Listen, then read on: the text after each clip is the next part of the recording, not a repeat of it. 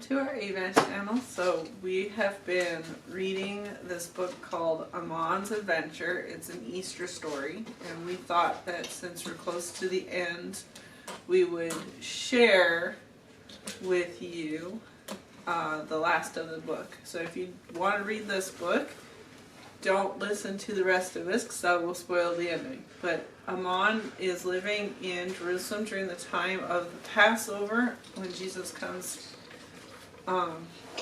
through the Easter story. So we're at the point now where they have had the Lord's Supper. Ammon had it in his home, and his father has been arrested. And the story is him trying to clear his father's name. So we are on the very last few chapters. And this chapter is called Passover. Ammon was still trying to figure out how to warn Jesus about Judas as Jesus dressed and sat again at the table.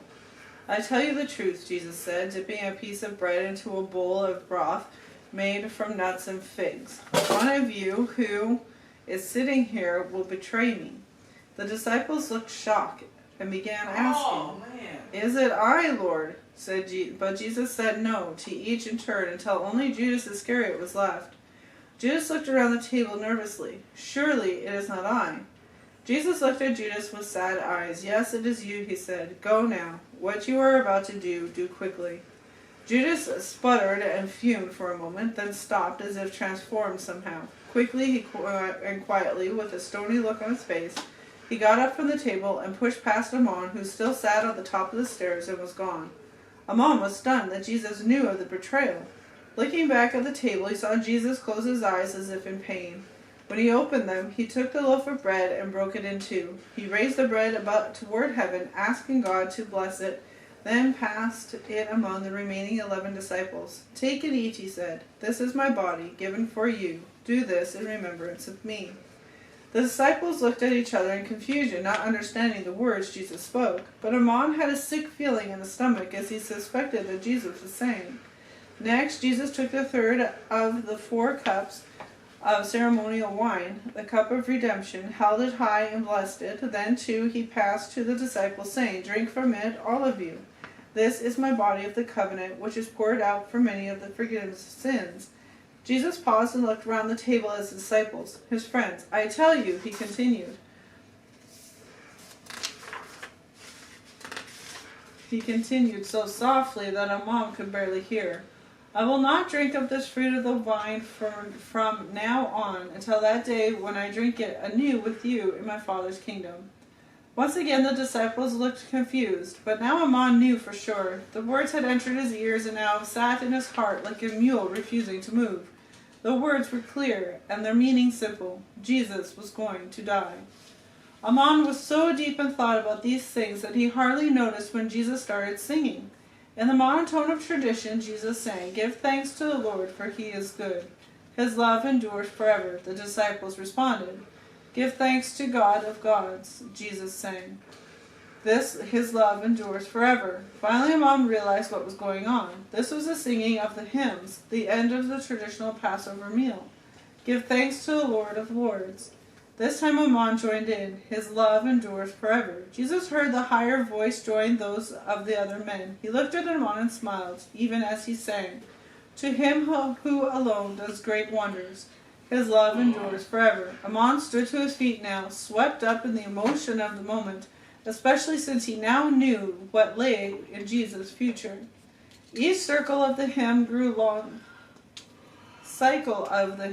louder and louder as Jesus sang his way through the Hallel from the Torah.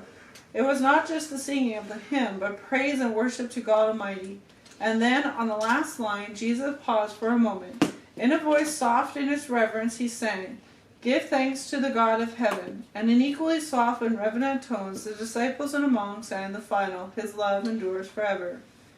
If there had been any doubt in Ammon's mind that Jesus was the Messiah, they were now erased. No man who did the things Jesus had done, spoke the things Jesus spoke, and worshipped God in such passion, could possibly be a false Messiah.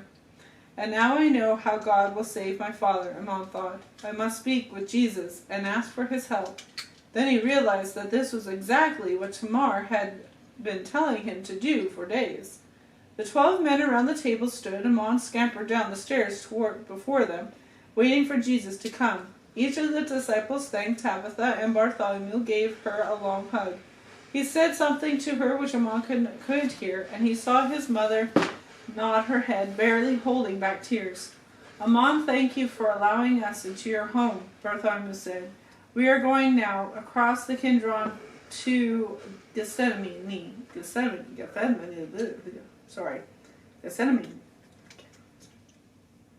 the garden there. Jesus wants to pray.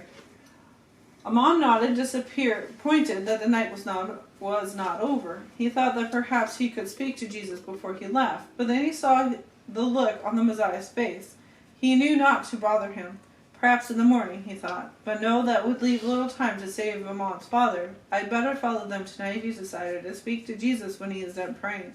Mother, I must follow Jesus, Amon said to Tabitha.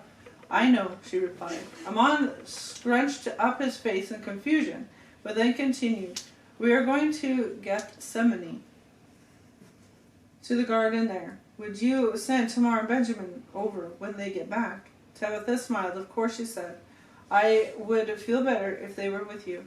With that, Amon ran from the house and caught up with the disciples, following them at a discreet distance. The party of disciples made their way through the city. All the streets were deserted now as the people celebrated Passover behind closed doors. The disciples exited the city through the water gate and then sloshed their way across the narrow brook Kidron and up the garden to Gethsemane. As Amon watched, Jesus told his disciples to wait and pray. Then Jesus went further into the garden alone. Amon sat down at the base of an ancient olive tree, weary from the day's work and restless night as before. He tried to piece together what he would say to Jesus when the Messiah was done praying, or just how he would ask the Messiah for help. But in the middle of his thinking, zebras and games and priests in fool's clothing started to intrude. Soon he was fast asleep, dreaming the dreams his mind created from scraps of reality. Wake up! Amon jumped up, his eyes wide open, spinning this way and that, trying to figure out what was going on. Look, the voice said, and Amon finally realized it was Jesus talking to his disciples. The hour is near, and the Son of Man is betrayed into the hands of sinners. Rise, let us go, for here comes my betrayer. Looking now where Jesus was looking, Amon saw a line of priests and temple guards carrying torches. They crossed the Kidron and entered Gethsemane, and leading them was Judas Iscariot. Greetings, Rabbi, Judas said as he approached Jesus. Then Judas leaned forward and kissed Jesus on the cheek. Jesus looked at his disciple with such sadness that Amon could almost see his broken heart. My friend, he said, would you betray me with a kiss? At this, Judas stepped back, his head hung low. 3 temple guards surrounded Jesus and took him by the arms. Furious, Peter drew his sword and ran screaming at the crowd of priests and guards. He went after the nearest person he saw, a servant of one of the priests, and drew back his sword. With a mighty yell, he swung at the man's head, slicing off his right ear. I remember that. Calm down. The man screamed, and the other disciples started charging the temple guards, yelling out a fierce battle cry. Stop! The single word yelled by Jesus stunned all those present as if they had been struck by lightning. Put away your sword, he commanded Peter. Then he turned to all the disciples and said, Shall I not drink the cup the Father has given me? There was quiet for a moment, except for the whimpering of the servant whose ear had been cut off. As Amon watched from behind his olive tree, Jesus went over, picked up the severed ear, and held it to the man's head. A moment later, the ear was completely healed. A cry went up from those in the garden, a cry of fear from the guards, and a cry of approval from the disciples. Finally, the commander of the soldiers placed Jesus under arrest and bound his wrists together. The guards tried to surround the disciples, but the disciples were afraid and started to run in every direction. Chaos erupted as some of the guards chased the disciples and others tried to lead Jesus away. At that moment, Amon realized his chance for saving his father was being taken to prison. Running after the calm soldiers, Amon screamed for them to stop. Wait, he yelled. You must let him go. Suddenly, Amon felt himself jerked back so hard that his head seemed to almost snap off his neck. His tunic caught deeply into his throat with a mighty rip. So another Jesus follower, a bulky temple guard said, holding Amon up by the darkened back of his tunic. Amon was choking, only half able to breathe as his own tunic strangled him. He kicked and squirmed, but that only made the cloth tear more, burning his neck even as it strangled him. Caiaphas will want to know about you, the guard said, and Amon could tell that the man was enjoying this. The guard lifted Amon's feet completely off the ground, and Amon was sure he would soon choke to death. But a moment later, his tunic ripped completely in half, dropping him to the ground. Without hesitation, Amon ran for the cover of the trees,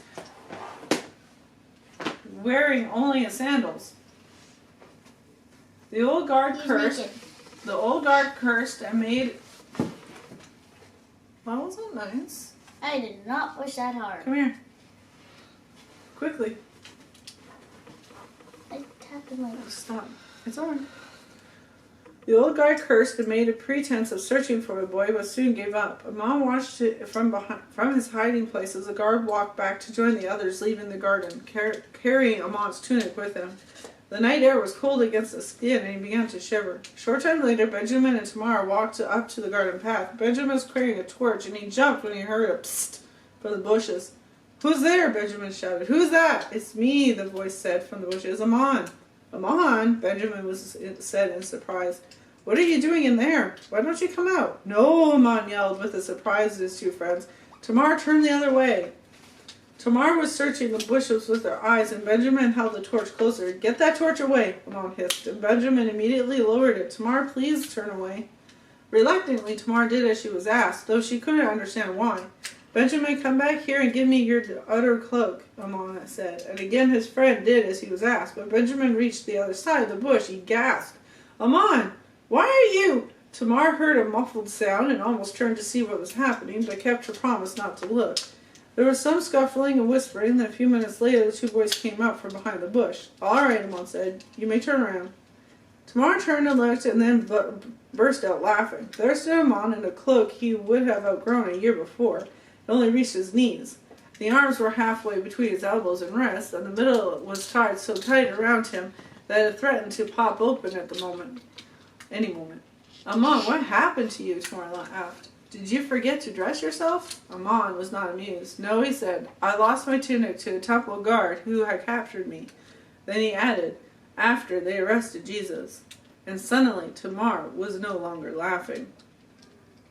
Just as Jesus was speaking, Judas, one of the 12, appeared. With him was a crowd armed with swords and clubs, sent from the chief priests, the teachers of the law, and the elders. Mark 14, verse 43.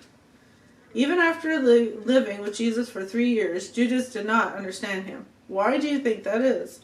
It is possible that Judas only wanted to see and hear what he had already decided a Messiah should do and say. Amon, on the other hand, knows that what he's hearing must come from a Messiah, and changes what he's always believed because he recognizes the truth. You may believe in Jesus as the Son of God and the Savior of your soul, but do you really believe he can and will do for you all that he has promised? Are you ready to believe he can and will be with you moment by moment for the rest of your life? Are you ready to have complete faith in him to the point of giving up your own prejudice, desires, and fears? If you are, then get ready for the most amazing relationship you'll ever have.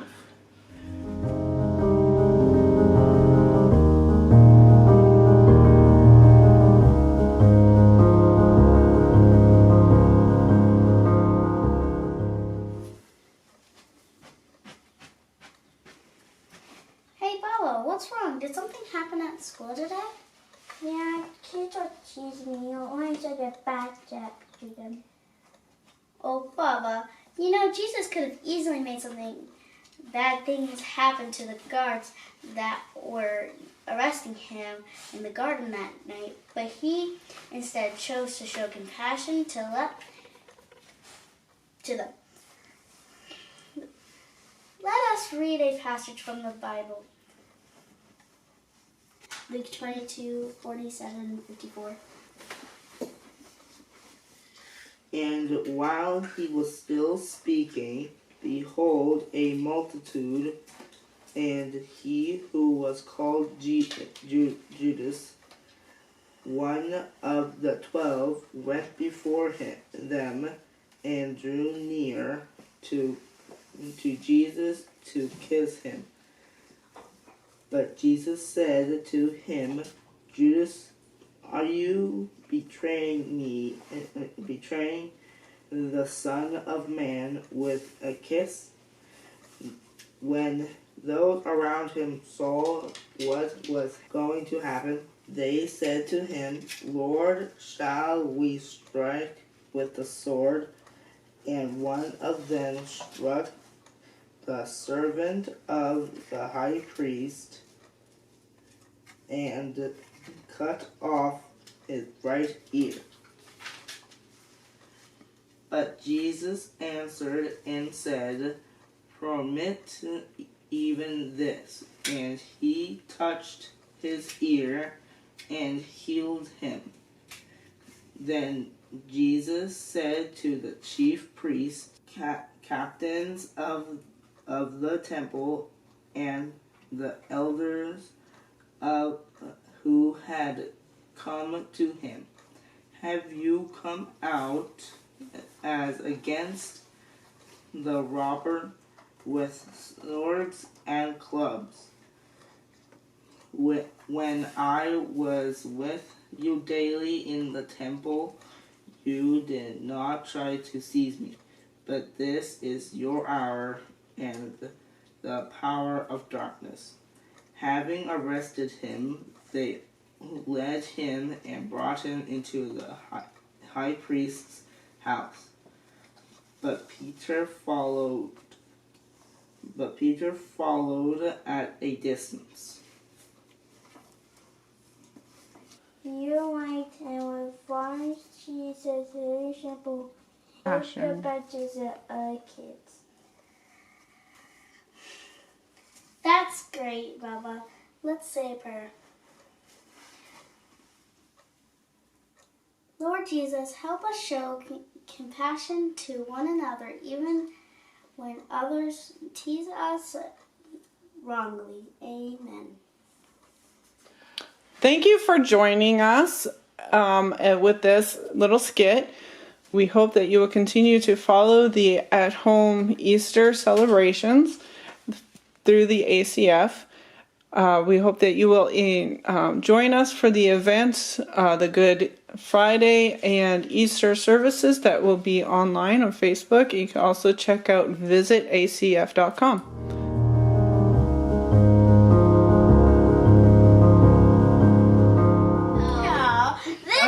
So we're doing Good Friday. Amon, Benjamin hissed, what do you see? Benjamin tried to shove his older friend out of the way so he could look for himself, but Amon held his ground. On the other side of Amon, Tamar waited. Yes, tell us, what is happening? Shh.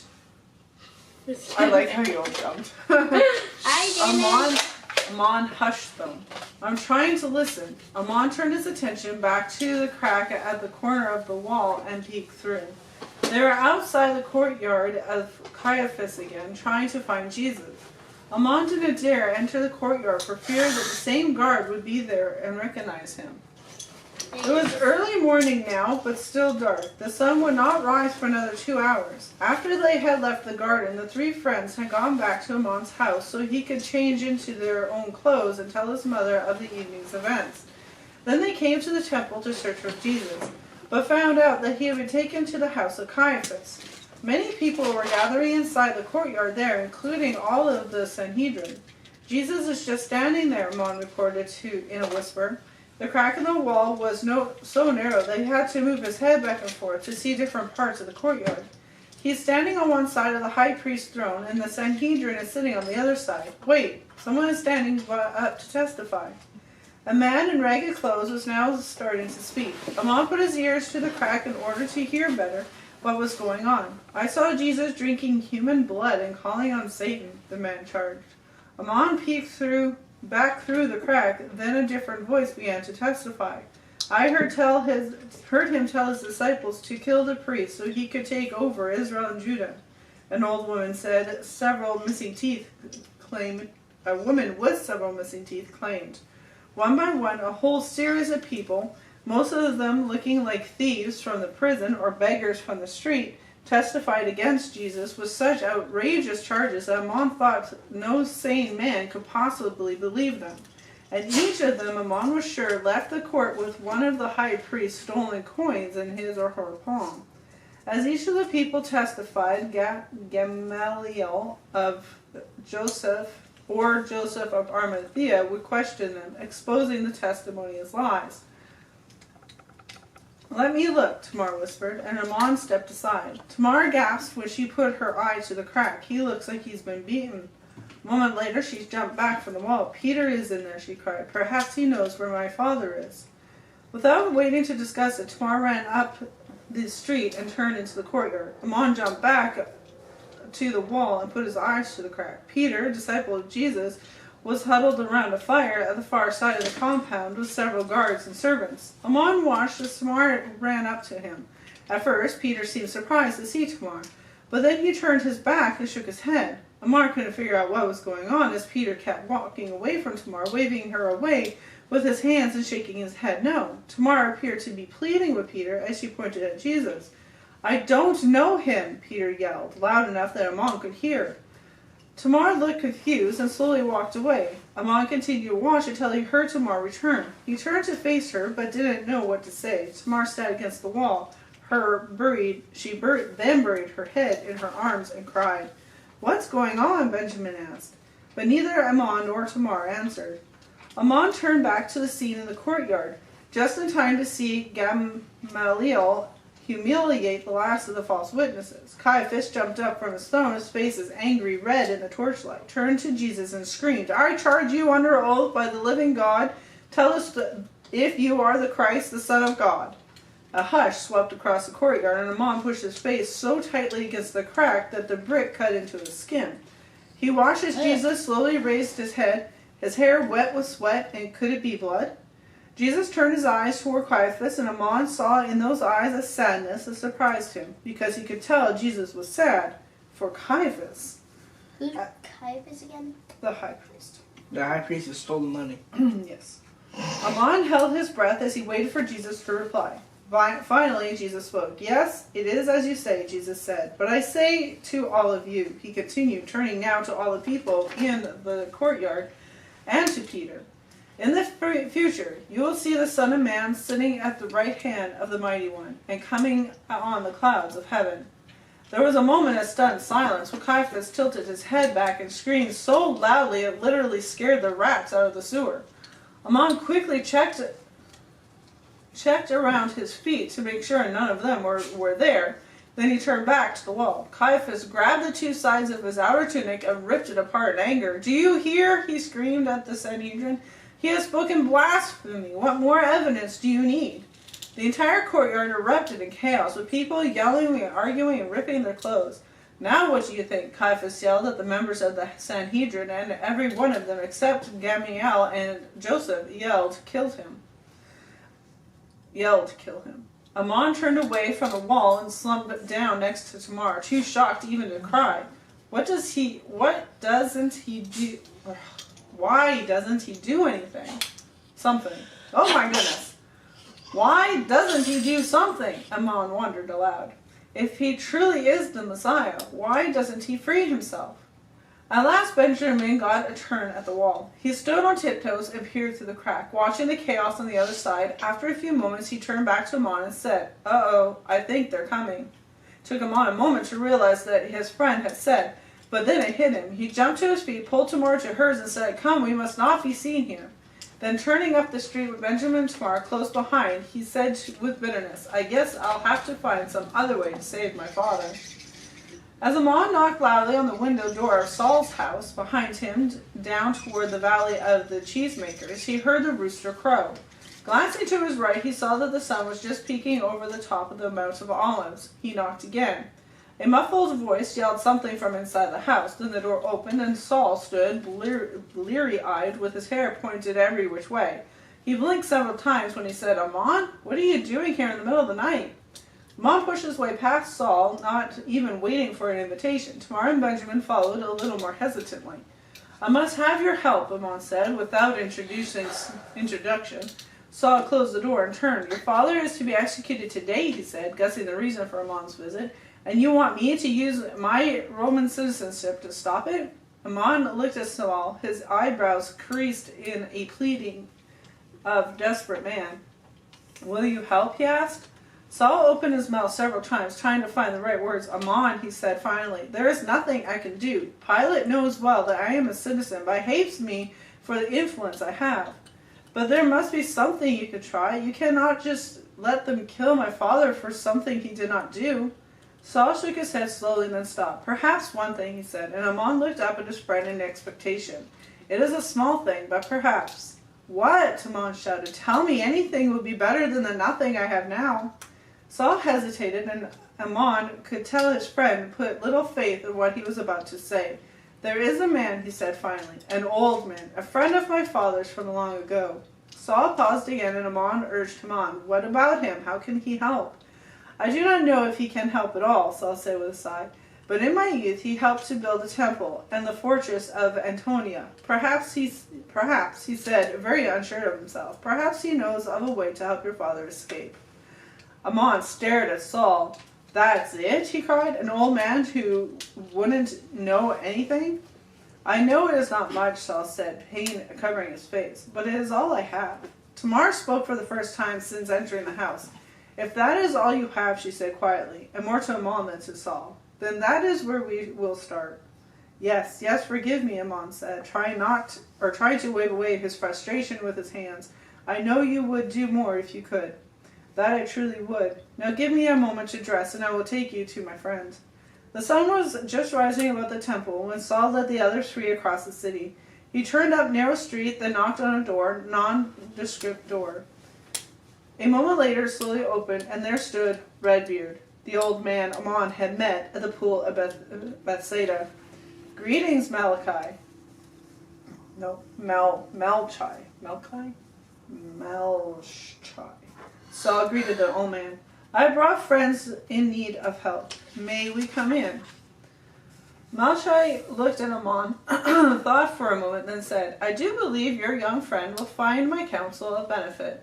Saul looked at Amon, surprised, but Amon addressed himself to the elder. Please forgive my earlier ignorance. I now know the man Jesus for myself, and I believe him to be the Messiah. Malchi studied Amon for a moment, then nodded and stepped aside. Saul was very confused, but asked no questions. Instead, he started to explain, This is my friend Amon, and his father is a prisoner in Antonia. Malchi completed the sentence. Yes, I know of these affairs. How may I help? Saul explained what he had in mind, and Malchi sat back, nodding his head. Yes, he said after a moment, it might be possible, though dangerous. He leaned forward again and looked at Amon in the eye. Very dangerous, he said again, and difficult, he added. Without blinking, Amon said, I am a man, and a man does not run from a thing just because it is dangerous or difficult. If there is something that can help my father, I will do it, no matter the cost to me. Malchi nodded. Well then, he said, we had better get busy. You have little time. The old man pulled out a parchment and quickly drew the plans that were forming in his head. At each point, Amon would ask questions, clarifying every detail of the scheme. But don't think you will have help from your friend here, Malchi said, nodding to Saul.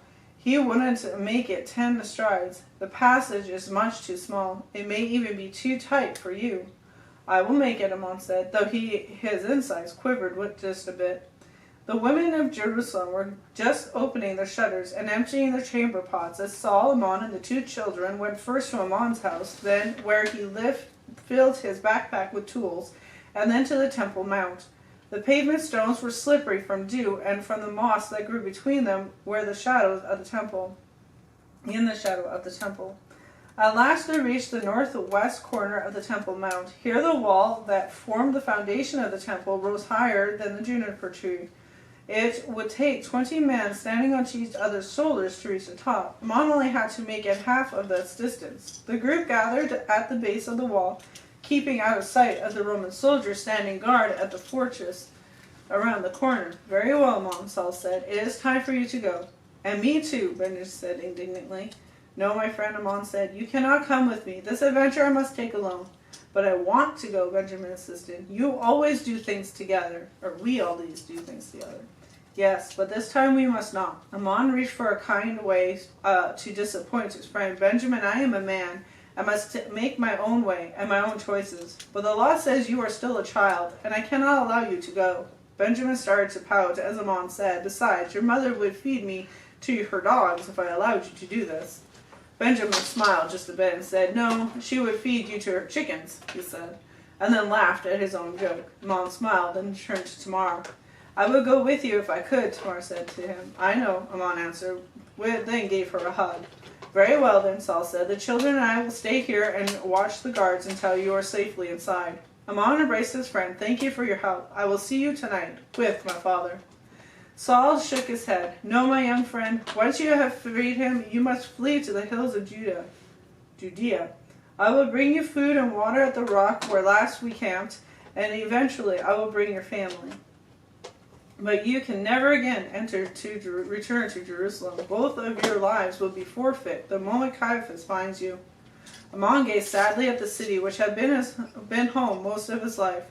Then that is as it must be, he said finally. With one last look at his friends, he kicked off his sandals, lifted his backpack filled with tools and a torch, turned to the wall, and started climbing.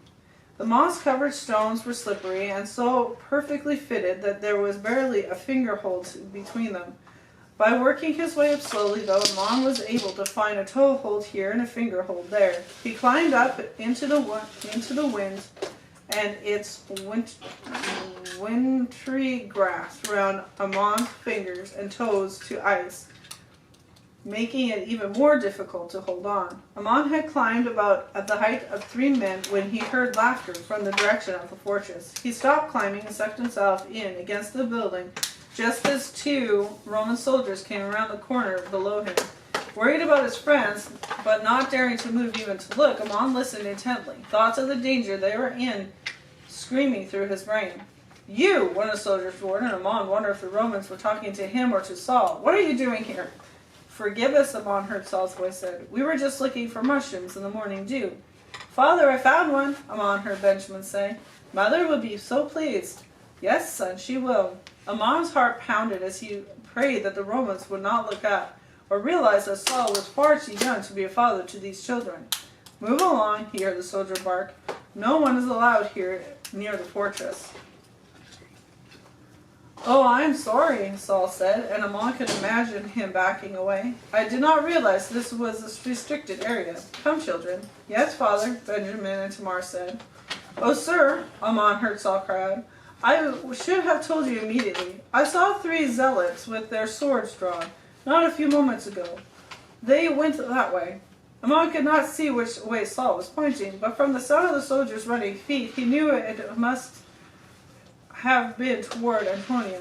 Climb, Amon, Saul urged. Whisper came a moment later. You may, and may Jehovah be with you.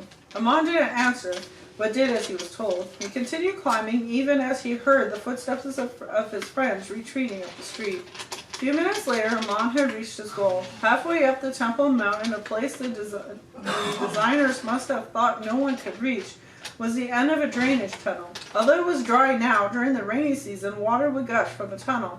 Amon slowly worked his way inside the tunnel. The fit was tight and he could barely breathe, but there was still enough room to wiggle and to move forward while dragging his backpack behind. What worried Amon was that Malchai had said this was an easy part. Amon continued to crawl forward, and with every foot and tunnel grew darker. Eventually he would use the torch in his backpack, but for now he would just have to feel his way along. That wouldn't be so bad, he thought, if it wasn't for the rat droppings under his fingers. What's that? Rat droppings? Rat poop. Amon's heart started pounding at the thought he might come face to face with a rat while trapped in this burrow, but he forced himself forward. The wall of the temple foundation was as wide as a house. Amon pulled himself along until he reached the other side. He couldn't see a thing now, but suddenly felt his hand and shoulders pop out into open space, pulled himself through until he was standing in blackness. Felt in every direction and discovered nothing above his head or to his right or left, but directly in front of him was another wall. Amon opened the pack and felt around until he found the flint, steel, and tinder. Working by feel, he piled the tinder on the ground, then struck the flint against the steel. The click of the steel echoed through the chamber, and sparks flew with each spike. On the third hit, the tinder started to smolder, bent down and blew softly until it erupted in flames. Seconds later, he had the torch lit. Now Amon could see. Behind him was the outer wall he had just climbed through. In front of him was the wall of the inner foundation. To his right, the empty space between the walls, and above him, high above him, arched partitions that locked the two walls together.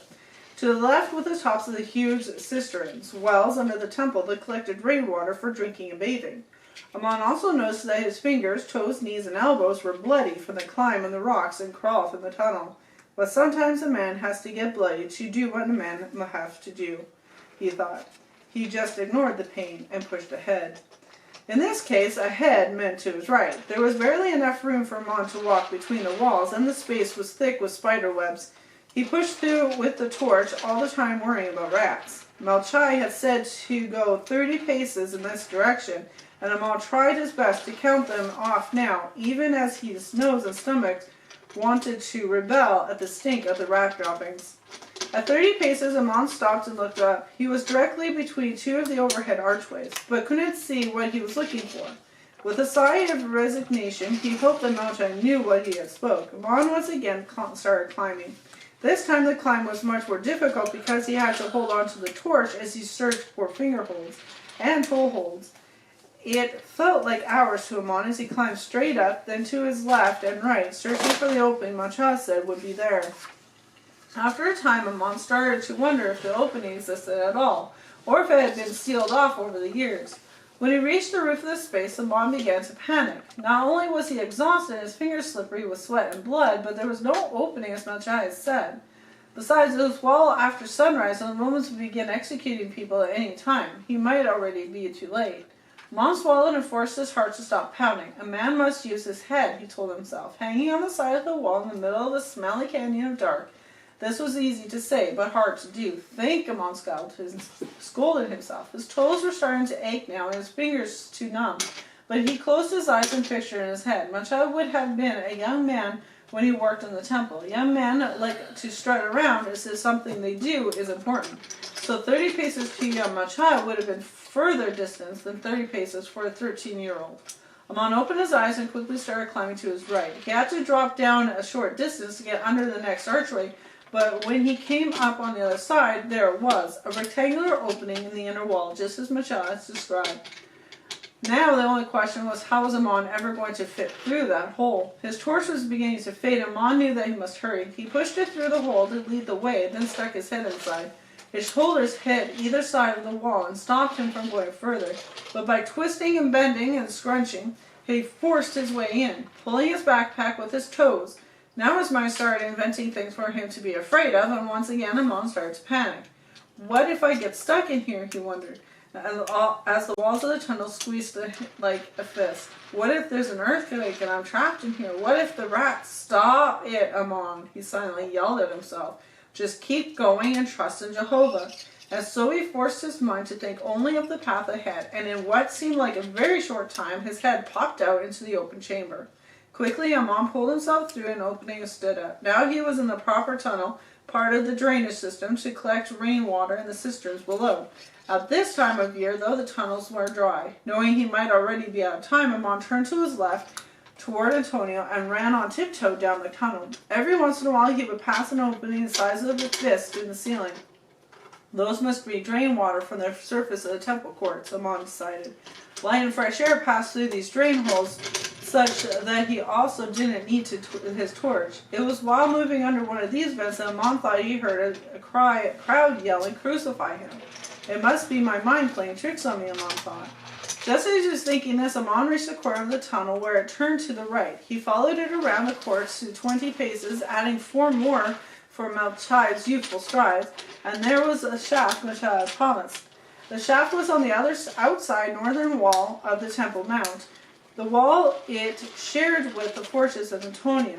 According to Malachi explanations, the shaft dropped from this level to all the way down to the cisterns below the prison wall cells. Another waterway fed off to the left and right in that shaft at the level of the cells, and each cell drained directly into the waterway. All Amon had to do was climb down the shaft, cross through the waterway to the right, find the drain hole to his father's cell, enlarge it with the tool he brought, and rescue his father. At first, it was a matter of the grating. The shaft was covered with a metal grate locked with pins. Malachi had said that the pins holding the cover over the shaft would be rusted out by now and then snap right off. Amon did not find this to be so. His first try pulled the bars off, but he could not even make them wiggle. Then he tried prying the grate off with a metal rod, but this rod just bent. His hands started to slip on the tool as a sweaty panic took over. What if I can't get the cover off, he thought. What if they take my father just as I get to his cell?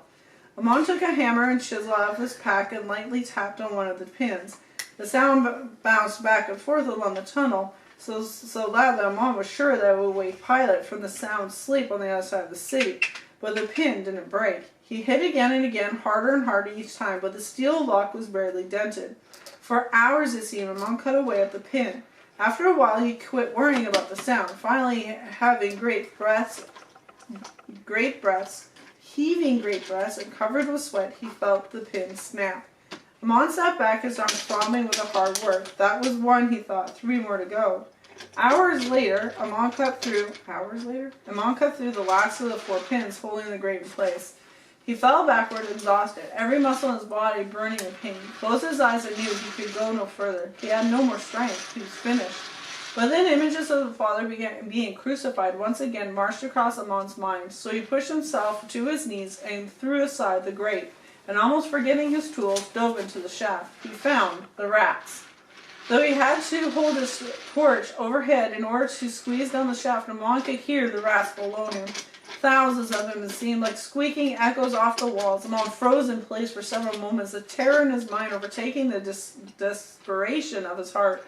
He began to cry in panic and frustration, and then anger and his own weakness forced his feet to continue climbing down the rough bricks to the shaft. A rat squeaked in his ear. Amon screamed and knocked the rat away with a torch. It had been sitting on the ledge formed by the bricks, a ledge exactly like the ones he'd been using for footholds, but he just hadn't seen it. Recognizing now that he might step on a rat or put his foot in front of one with every step, Amon could go no further. He was 20 feet away from saving his father, but he was stuck in the shaft, paralyzed with fear. His father was going to die because of a tunnel full of rats. He's afraid of rats. Lord, if it's you, Peter replied, tell me to come to you on the water. But then he saw the wind. He was afraid and began to sink. Matthew 14:28-30. Finally, Amon has believed that Jesus is the Messiah, but no sooner has he come to the conclusion than his faith is tested. He thought Jesus would miraculously free his father from prison, but when Jesus didn't perform as Amon thought he should, Amon immediately took matters back into his own hands. This same thing happens over and over in the lives of Christians. We put our faith in God, but as soon as he doesn't do what we want or expect, we take back control and try to make things happen ourselves. Even if it's a good thing we want, something we think the church should do to help others, something we think God should do directly to help us or someone else, we must still wait patiently for God's timing and direction.